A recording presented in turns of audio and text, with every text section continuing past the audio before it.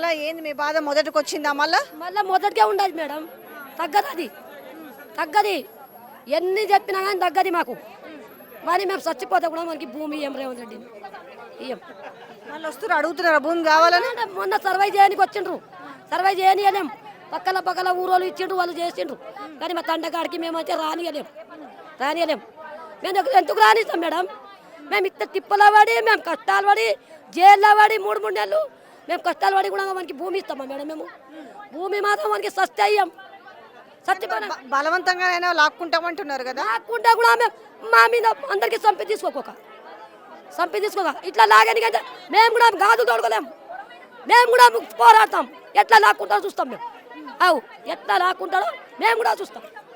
అందరు ప్రాణం పోయిన కూడా ఇది. కానీ మేము ఎట్లా వాడు గుంజుకుంటాడో అట్లా మేము కూడా ఇయ్యనికి తయారు. కానీ కంటి మీద కొనుక్కు లేకుండా తిన్నది వంటికి పట్టకుండా చేస్తున్నాడు కదా. లేవు మేడం, మేము కమస్కం ఇప్పుడు ఎన్ని నెలలు మేడం? 3 నెలల నుంచి మేము తిన్నామంటే మాకు పొట్టకు అన్నం పోదు. అట్లా మేము తిండి పడుతున్నాం. ఎందుకు మా కోసం మనకి ముట్టుతున్నా లేవు, మా ఉసురు ముట్టదా రేవంత్ రెడ్డికి? ఆ సారికి భూమి ఏం మేడం? మేము భూమి మాత్రం మేము సస్తే ఇయ్యం. మేము వీళ్ళు బరాబర్ చెప్తున్నారు, భూమి ఇయ్యము అని చెప్తున్నారు. ఏంది మరి మళ్ళా మొదటికే వచ్చింది కదా, భూములు గుంజుకుంటాం అంటున్నారు కదా. వద్దు మేడం, వద్దు, భూమి వద్దు. భూమి చాడికి ఒక్కొక్క బాధలు పడుతున్నాం మేడం. మేము కంటాడు భూమి ఇయ్యము, యాది ఇయ్యము.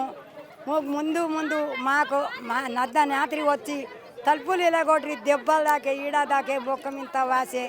ఎందుకు మా భూమి మీద ఎందుకు అంత గొడవ చేస్తున్నాను రెడీ? మేము ఇయ్యం అస్సలు భూమి ఇయ్యం బిడ్డ. మేము మళ్ళీ సర్వే చేస్తున్నారు, వచ్చి మళ్ళీ కొలుస్తున్నారా?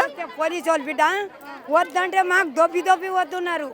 దొబ్బి పోయి పోలీసు వాళ్ళు 50 పోలీసులు వచ్చిండ్రు నిన్న 3-4 రోజులే. మాకు దొబ్బి చక్కగా వెళ్తున్నారు. వద్దు సార్ నడువుని అంటాను. దొబ్బి సర్వే తీసుకొని పోయిండ్రు. మళ్ళా ఎందుకు మా ఇంత భూమి మీద ఎందుకు గొడవ చేస్తుంటారు? మాకు జైల్లో వేసిరి, మాకు మంచిది చెడ్డ అంతా పాడు చేసి రాజనం చేస్తామంటానన్నాడా? మరి మా భూమి గుంజుకుంటే అందరు మాకు చంపుమాను, మా భూమి గుంజుకోమాను. మాకు అన్నీ చంపుమాను, మేము కోతాము, మా భూమి గుంజుకోమాను. మేము గంటేడు భూమి ఇయ్యం బిడ్డ, అస్సలు భూమి అంటే ఇయ్యం. మాకు మస్తు దెబ్బలు దాకే కన్నా నాత్రిగో తొడ మీద కొడితే ఇంత తొడ చూసిండ్రు బిడ్డ. నన్ను ఎత్తి వాళ్ళగే ఇది వాళ్ళగే ఇక అంత దొబ్బిరి కొట్రి అంతా మేము దూసుకొచ్చినాము. ఆయనది ఏమైనా దూసుకొని ఎట్టుకున్నాం కూడా ఉన్నాయమ్మ భూములు. మా ఆయనను పట్టుకొని కానీ లేదు భూమి. పట్టుకపోయారు అప్పుడు భూమి లేకుంటే ఎందుకు పట్టుకపోయారు? పట్టుకోరు మేడం, పార్టీ లేవాలని ఏమన్నారట లోపల జైల్లో పెట్టి నీ భూమి పోలేదు, నువ్వు ఎందుకు పోయినావు, ఎందుకు వచ్చినావు నువ్వు అన్నీ కొట్టిండ్రు మేడం, మస్తు కొట్టిండ్రు. మా ఆయనను మస్తు బాధ పెట్టిండ్రు. కొట్టి పానం తీసిండ్రు. మా పిల్లలు మేము గోస తీసినాం 2 నెలలు. ఉట్టినే పట్టుకపోయి కూడా మరి చెప్పలేదా? నేను ఉట్టిగానే వచ్చిన, భూమి లేదు, నాకేం సంబంధం లేదని చెప్పలేదు. వీడియోలు కనబడితే పట్టుకోరు మేడం. అసలుకి ఇట్లా భూములు పోతున్నాయి అంటే అందరు పోతున్నాయి కదా అని ఇట్లా జున్నిక పోయిండు. ఆ గొడవ అయ్యేటి రోజు పోతే శూన్యకి పోయి మాట్లాడితే కూడా పట్టుకొని పోయిండ్రు మేడం. అసలుకి అర్థం కాకుండా పట్టుకోరు. మళ్ళీ ఘోరంగా చేసిండ్రు మేడం. మా ఆయననైతే మస్తు కొట్టిండ్రు మేడం. కాళ్ళు అసలుకి నడవనికే రాదు, అసలుకి అంత బాధ మీద కొట్టిండ్రు మేడం. అసలుకి చెప్పలేదా? నాకేం సంబంధం లేదు సార్ అన్నా కూడా ఇంట్లేదట కూడా ఇంట్లేదు మేడం. సంబంధం లేదు, ఏం లేదు. డ్యూటీ చేసిన పిల్లని కూడా దొరకొని పోయిండు. మా బాబుని పొద్దుసారం డ్యూటీకి పోయి వచ్చిండు. రాత్రి నన్నేం చేస్తారు అని ఇక్కడ వండుకున్నాడు. పట్టుకొని లేవు ఇంట్లోకి వచ్చి తాళాలు ఇరగొట్టి పట్టుకొని పోయి. ఇంత దౌర్జన్యమా? లేని డ్యూటీలో ఉన్న పిల్లని కూడా పట్టుకుపోతారా? కాదు సార్, మరి నేను డ్యూటీ చేస్తున్నా, నాకు సంబంధం లేదని చెప్పినా కూడా ఇంట్లేదట. లేడు, వినకుండా తాళాలు ఇరగొట్టిర్రు. నడు పోదాం పదా అని గుంజుకొని బస్సులు వేసుకొని పోయిరు ఇంటికి. అక్కడ అడిగి ఇంట్లోకి వెళ్ళి మా తాళాలు అన్నీ ఇరగొట్టిరి. ఇంత దౌర్జన్యమా? డ్యూటీలో ఉన్న పిల్లని కూడా తీసుకుపోతారా? ఇంత బాధ పెట్టి ఇప్పుడు బాధలు ఉన్నాడు పిల్లగాడు. జైలు చూసి వచ్చే మళ్ళీ ఇప్పుడు డ్యూటీ లేదు, అది లేదు, ఇప్పుడు బాధ పడుతున్నాడు. ఎంత ఏడుపు రాదామా? ఇంత దౌర్జన్యం. అసలు డ్యూటీలు ఉన్నాడు, ఎందుకు నువ్వేం తప్పు చేసినావని అడగద్దా? ఫోన్లో కూడా చూడవచ్చు నువ్వు ఉన్నావా లేదా అని. అన్నీ చెక్ చేసుకొని కావాలని ఇరికిచ్చి ఇంత పని చేసి డ్యూటీ లేకుండా చేసిండు. ఇప్పుడు ఇంత పాపమా? అలా దౌర్జన్యం చేసి మా భూములు కావాలి అంటాడు. మళ్ళీ డ్యూటీలు పాడు చేసే ఉండలవి మళ్ళీ భూములు కాడికొచ్చిండ్రు. ఇప్పుడు ఇంత దౌర్జన్యమా? అంటే భూములు తీసుకొని పైసా భూములు తీసుకొని అంటే ఆడ మీకు ఉద్యోగాలు ఇస్తాము, పని కల్పిస్తాము, పైసలు ఇస్తారట కదా. పైసలు ఏం చేస్తాం మేము? పైసలు ఏం చేస్తాము? ఎన్ని దినాలు ఉంటాయి పైసలు? మా భూములు పోయినాక మా బతికేం బతుకు, మా బాధలు మాకు చెప్పుకునికే పొట్టలా మంట మాడినట్లున్నది తెలుసా. ఏం 1 ఎకరా 2 ఎకరాల మీద మేము బతుకుతున్నాము. కన్నా చెరదవాడి కూలి చేసి మేము పిల్లలకు చదివిపించి జాబ్ తెప్పిస్తే జాబ్లో మన్ను వేసిరి. ఇంత బాధపడుతున్నారు ఇంట్లో కూర్చొని. తీసుకుంటాం అంటారు కదా, మరి భూమి కొలుస్తున్నారేమో మరి. ఇయ్యం మేము భూములు మాత్రం ఇయ్యం. ఏం చేస్తారో చేసుకోక భూమి మాత్రం ఇయ్యం. అందరిది కూడా ఒకటే మాట, ఏది ఏమైనా భూములు ఇచ్చే ప్రసక్తే లేదని చెప్తున్నారు. మరి ఎట్లా మరి మరి బలవంతంగా గుంజుకుంటే ఏం చేస్తారు? బలంగా గుంజాను మా సంకోక మరి పెట్రోల్ గిట్ వేసి ఎంట్రీ చేసి ఏమన్నా ముందలా చేస్తాము తీసుకోక మళ్ళా మా మొత్తం యాడ దగ్గర పిల్లలు చెల్లలు చేస్తాం బిడ్డ, ఇక చచ్చిపోతాం. మరి మా భూమిని వద్దన్నంగా ఎందుకు వస్తాడు? వద్దన్నంగా ఏడాది పొద్దా మాకు చెప్తుండ, ఏడాది పొద్దా తొండ గుడ్లు పెడుతుండయి అడవిలా. పొలాలు చూడండి, మొన్న చూసిపోయినారు పొలాలు మా ఎట్లుండయి బిడ్డ.